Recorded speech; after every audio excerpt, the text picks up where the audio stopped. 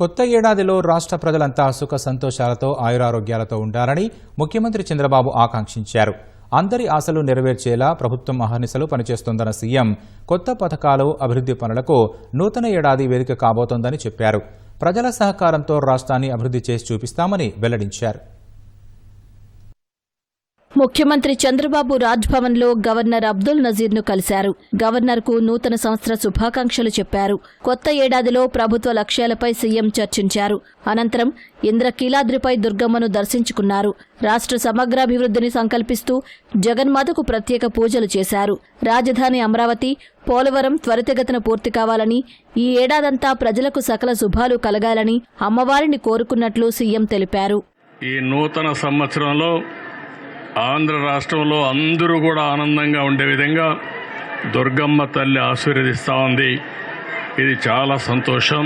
ఇలాంటి కార్యక్రమాలు చూసినప్పుడు ఏదైతే ప్రజలందరూ ఉన్నారో వాళ్ళందరినీ ఆరోగ్యపరంగా, ఆనందంగా, ఆదాయాన్ని పెంచుతూ అందరినీ సుఖ సంతోషాల్లో పెట్టాలనే ఆలోచనతో ముందుకు పోతున్నాం. ఈరోజు చిన్న పిల్లల్లో కూడా బ్రహ్మాండమైన స్ఫూర్తి ఉంది. వారందరినీ చూసిన తర్వాత నాకు నమ్మకం వచ్చింది, ఈ సంవత్సరం ఈ రాష్ట్రానికి అన్ని విధాల శుభం జరుగుతుందని, అందరి భవిష్యత్తు బంగారు భవిష్యత్తు కావాలని మరొక్కసారి మనస్ఫూర్తిగా ఆకాంక్షిస్తూ దుర్గమ్మ తల్లిని ప్రార్థించాను. ఈ సంవత్సరం నుంచి తెలుగువారికి అన్ని జయాలే ఉండాలని మనస్ఫూర్తిగా ఆకాంక్షిస్తూ మరొక్కసారి అందరికి అభినందనలు, ధన్యవాదాలు, శుభాకాంక్షలు. నూతన సంవత్సరాది సందర్భంగా సీఎంఆర్ఎఫ్ నిధులకు సంబంధించి 24 కోట్లు విడుదల చేస్తూ ముఖ్యమంత్రి చంద్రబాబు సంతకం చేశారు. దాదాపు 1600 మంది పేదలకు ఈ నిధులను అందించే ఏర్పాటు చేశారు.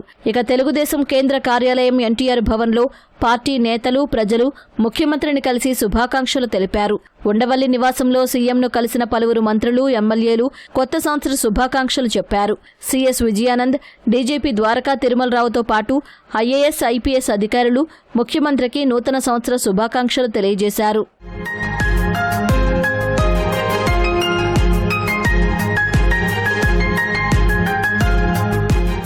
నూతన సంవత్సరం సందర్భంగా టీటీడీ అర్చకులు, వేద పండితులు సీఎం చంద్రబాబును ఆశీర్వదించి తీర్థ ప్రసాదాలు అందజేశారు.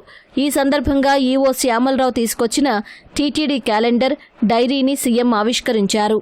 ఇక తెలుగుదేశం కేంద్ర కార్యాలయం ఎన్టీఆర్ భవన్లో పార్టీ నేతలు, కార్యకర్తలు పెద్ద సంఖ్యలో ప్రజలు ముఖ్యమంత్రిని కలిసి శుభాకాంక్షలు తెలిపారు.